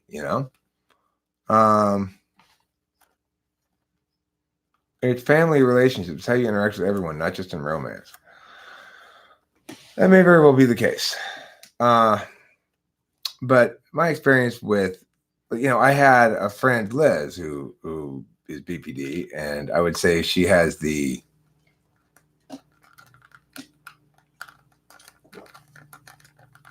she's probably petulant as well. And what does petulant mean? I mean, it's a kind that they're always being complaining about something, and then you meet what they say they want, but they won't be happy. They'll be pissy about the fact you didn't give them to them sooner. That kind of thing. Mm-hmm. Like, oh, come over, and you're like getting ready, but like you're there, and then you're not there early enough. It's like, right. What? There's no making them happy, Means I want my way, and if I get my way, I'll still throw a fit. Right. Exactly. It's like walk a lot of walking on eggshells. Right. So, and of course, the BPD person's problem is everybody else's problem around them, the close people, not necessarily more distant people. Like, they can be very good in interacting with everybody but their loved ones. Sometimes they just Mhm. take it out entirely Yes. on their loved ones and not Yes. anybody else at all. I saw a great. I went to a conference and I saw a couple speak about their son who has BPD, and they admitted that completely, that he is awful to them, to the loved ones, the closest. Yeah. Well, they created him if he's their son. Yeah. You don't get BPD unless your parents don't love you right. Yeah, it was like, that's what I was thinking too during it. It was fascinating though. That it was. I did learn a lot, and I saw connections to people who have BPD. So, I mean, the thing is, I don't know if there's any cure for it, but I would suggest that for those people who at least acknowledge they suffer from it, what they need is to accept the right kind of love. What link? You mean the biorhythms one? It's like they need to accept love. So, and they can't. It's like, I'm a pretty comforting person. I want to reassure the party. I want to comfort them and love them. BPD people don't get soothed by that. They don't trust you enough to accept your love and soothing of them and making them feel better. Soothing is weird to them. They can't relax and suck it up. They can't like lap it up. Like Rachel and I both get extremely dorky and awkward in our noise makings with each other when we're just sort of hugging, right?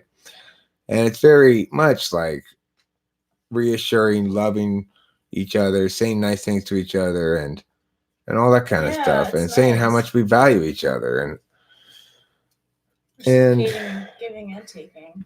Yeah, we do it multiple times a day. We don't do anything at all like the contrary, which is spend time talking to each other about what's wrong with each other.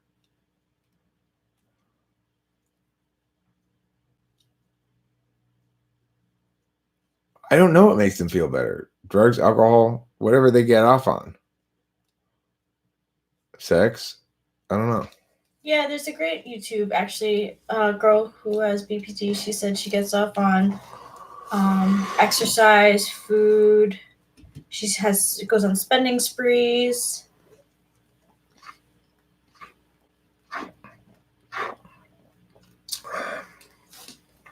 Yeah, I mean, their partner can never go back and love them as they ought to have been loved as a child. And because of this, the partner of the BPD person will always be blamed somehow, because no matter how well they love the other person, they're loving them correctly as an adult. They're not loving them as a child. And of course, it's impossible to love them as a child. And even if you could, it wouldn't work anyway, because they aren't a child anymore. So it doesn't work like that. I mean, it would seem to me they'd have to have some sort of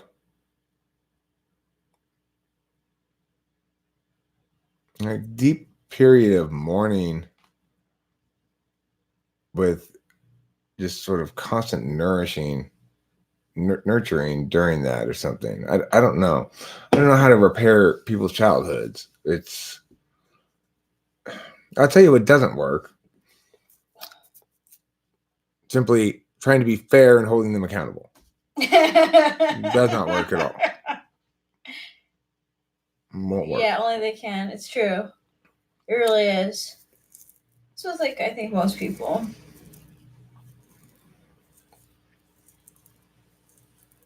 I mean, it's sad, because not only is it sad, but also they're the kind of people that even therapists go, I will not work with this person. Yeah. They're too difficult all the time, because they'll push them and push them. I just do not like this person. They'll throw things. As soon as you start getting close, It's- they make you hate them. Yeah, As soon as you start getting close, they make you hate them. completely. Because they're testing you the whole time. How bad can I be to you before you abandon me like my parents did? Before you betray me like the people who were supposed to take care of me when I was a kid did? Yep. Everyone. I'm going to Everyone- keep pushing and keep pushing until Yeah. you prove what I already know. So the realities line up with expectations. Everybody betrays me. Prime directive. Even if it's a negative expectation, people will, they are driven to try to make that negative expectation come true rather than face the fact that reality might deviate from it. Now,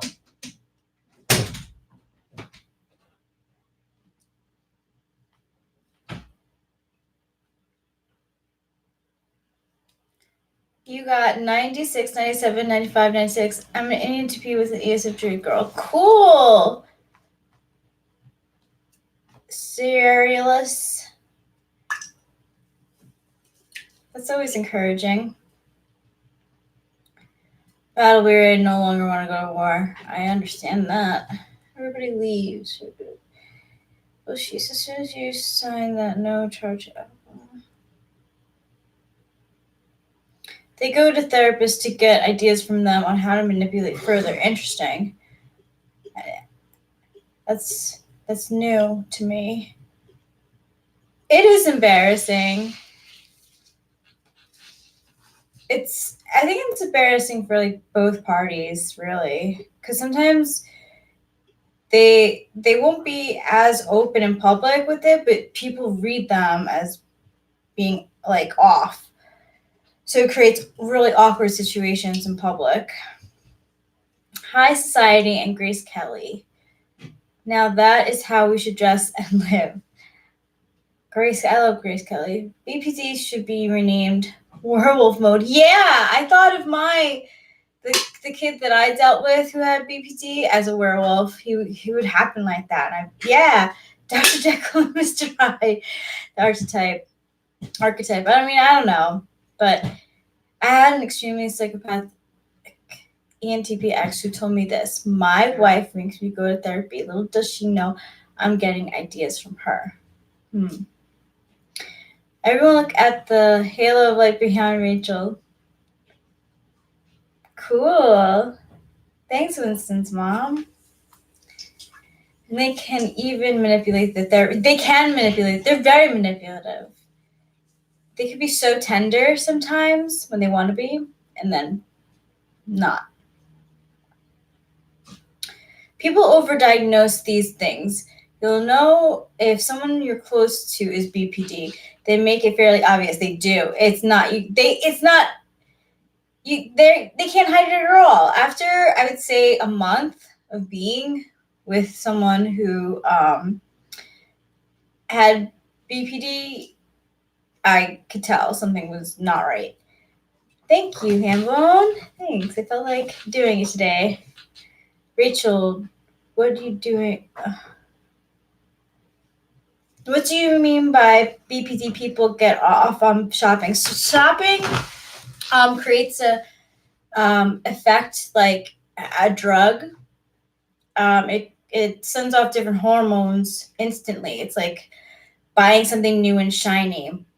So what I learned was that people with BPD, if they're not getting a certain fix, if it's not alcohol or food or sex, then they're going to buy really big flashy things and spend a lot of money. Really like poorly too. Like I think she said she gambled. They're high risk people. Very, very, very risky situations.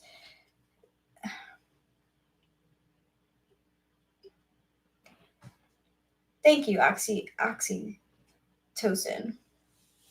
Bipolar is not so much about causing harm, but can see like BPD. It can, depending on what kind of bipolar, sure it can.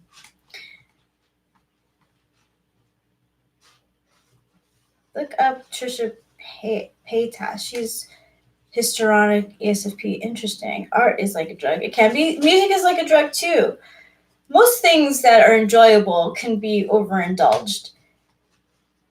It's just that people with BPD, like they have that constant need for it. It's like their energy runs off of high adrenaline things. It's like, again, like Eric was saying, never satisfied. They are never ever satisfied. It's more and more. They take down people with them.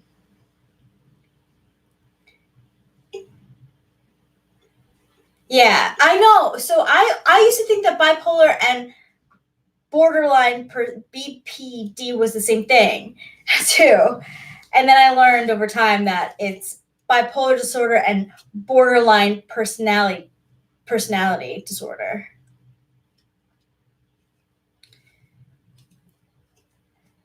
Bipolar is more like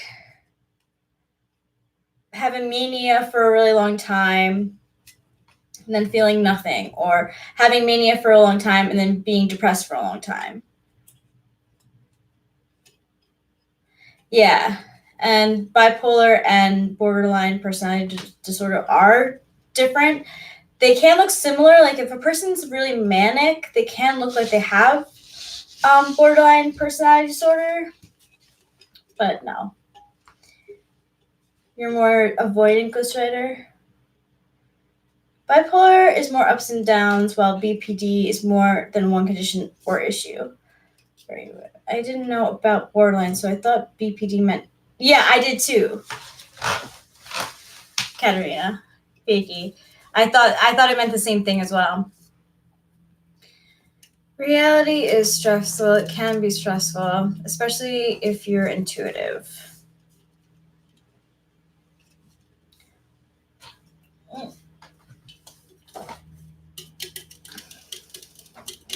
Basically, you just can't help people who don't want to be helped.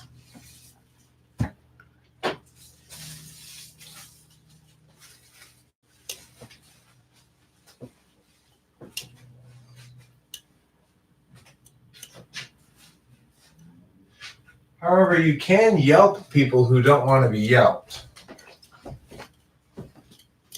You should be aware of that.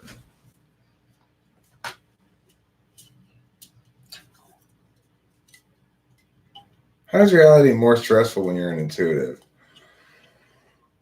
Well, I mean, the little shit you got to do in life is stressful because you're not focused on that. You're focused on stuff that's not on that time frame.